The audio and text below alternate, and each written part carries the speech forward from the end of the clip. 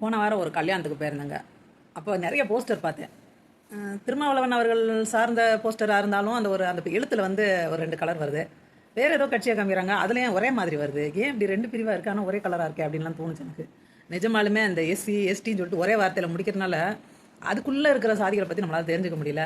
நிறைய தலைவர்கள் கண் முன்னாடி வராங்க, இவங்க கரெக்டாக இந்த ஜாதியோட தலைவர் அப்படின்னால நம்ம ஒரே தரியாக ஒடுக்கப்பட்ட அப்படின்றாங்களா, அதனால அவங்களோட சாதிகளே நமக்கு தெரியல. ஆனால் அவங்க சாதிக்காக தான் இறங்கி பண்ணிட்டு இருக்காங்க. அப்படி இருக்கும் பட்சத்தில் கூட அவங்க எந்த சாதிக்காரங்கன்னு தெரியாமல் இருக்க ரொம்ப அக்கிரமாக இருக்குங்க. வரப்போகிற சட்டமன்ற தேர்தலில் யார் ஜெயிப்பது அப்படின்ற கடுமையான போட்டி காரணமாக நிறைய கலாட்டங்களை தொடர்ச்சி நம்மளால் பார்க்க முடியுது. உட்கட்சி பூசல் இல்லை உள் ஜாதி பூசல் இதெல்லாம் பார்க்க முடியுது. இது இந்த தலித் அப்படின்ற வார்த்தையை பற்றி கொஞ்சம் தெரிஞ்சுக்கிறோம். 1880க்கு பின்னாடி தான் தலித் அப்படின்ற ஒரு வார்த்தையை உருவாக்கியிருக்காங்க. இதை உருவாக்குனவர் சமூக சீர்திருத்தவாதி ஜோதிராவ் புலே.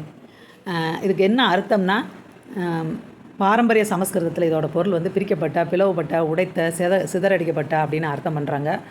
இது வந்து 4 வர்ணத்திலே சேராத ஒருத்தவங்களை குறிக்குது அப்படின்னு சொல்கிறாங்க. அதனால தான் இந்த பஞ்சமர்னு ஒரு வார்த்தை நீங்கள் கேள்விப்படுவீங்க.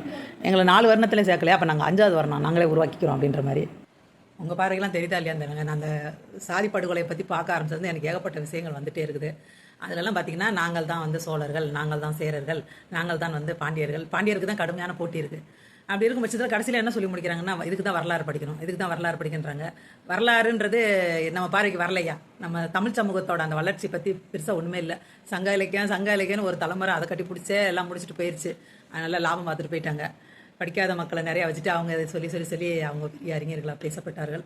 தயவுசெய்து இந்த வரலாறு படிக்கின்றவங்க நிஜமான வரலாறு யாராவது ஆய்வு பண்ணி எழுதியிருப்பாங்களா, அதை வந்து நோட்டீஸ் அடிச்சு கொடுங்க. நாங்கள் படிச்சுக்கிறோம், தயவுசெய்து நோட்டீஸ் அடிச்சு கொடுங்க. எதுக்கும் செலவழிக்கிறாங்க, அன்னதானம்லாம் ஈஸியாக போடுறாங்க.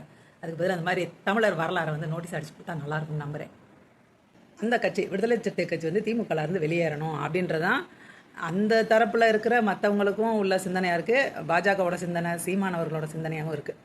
அந்த கட்சியை வந்து நீக்கிட்டோம்னா அப்புறம் மற்ற கட்சி பெருசாக தெரியாது, இந்த கட்சி தனியாக தெரியுது அப்படின்னு அவங்க இந்த 1 வருஷமாகவே நிறைய முயற்சி பண்ணிட்டு இருக்காங்க. தேர்தல் வேறு நெருங்குது.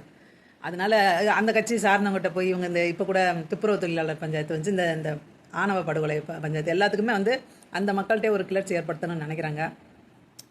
அதோட விளைவாக தான் இருக்குது. ஒரு சாதிக்குள்ளேயே கலவரத்தை கொண்டு வந்து அவங்கள அப்படியே சிதறடிக்கப்பட்டன்ற ஒரு வார்த்தை இருக்குன்றாங்க. தலித் அப்படின்றாலே சிதறடிக்கப்பட்டன்லாம் இருக்குன்றாங்க. அந்த அர்த்தத்தை கொண்டு வந்துடுவாங்களோ அப்படின்னு தோணுது. அவங்களுக்குள்ளே அவங்களா பேசிக்கிட்டா தான் உண்டு.